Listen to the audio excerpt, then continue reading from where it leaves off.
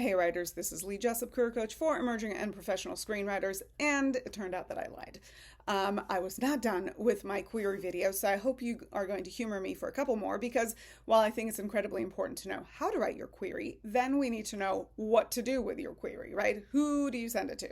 So this video is going to be all about who do I query? Who do you send those query letters to? So as you look at your material, as you decide on your next action steps, you have to decide who is the script going to. I am never, ever, ever going to recommend sending queries to agents.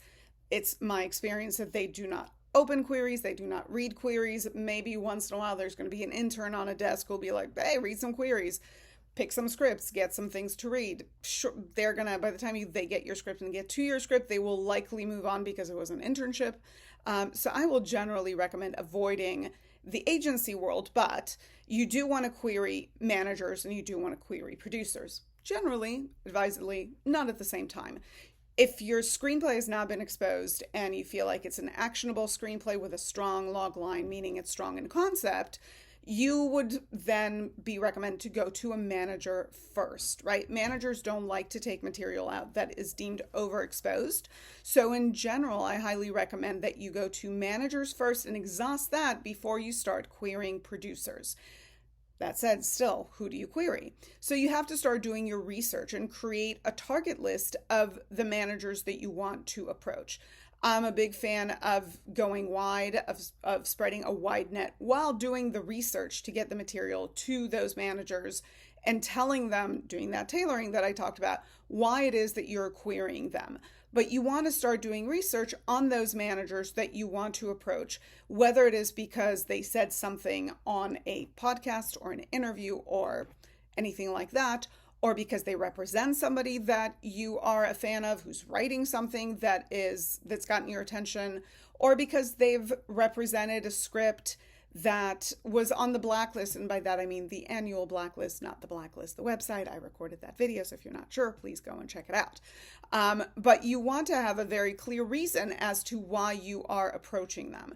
They could be representing somebody that you're in a writer's group with, that you're a fan of who spoke well of them. There's somebody else that you know that might have referred you over. You want to have that clear reason why, but you want to make a list of those managers that you are going to query. I recommend going to 20, 25, 30 right off the bat. Again, spread a wide net, make sure to take time to tailor. But you don't want to go to one or two or three, because if we get a 20% return on queries with material request, or 30%, out of 20, we are looking about, 4 to 6 requests, because the log line is not going to be for everybody, right? You have to remember it's incredibly subjective.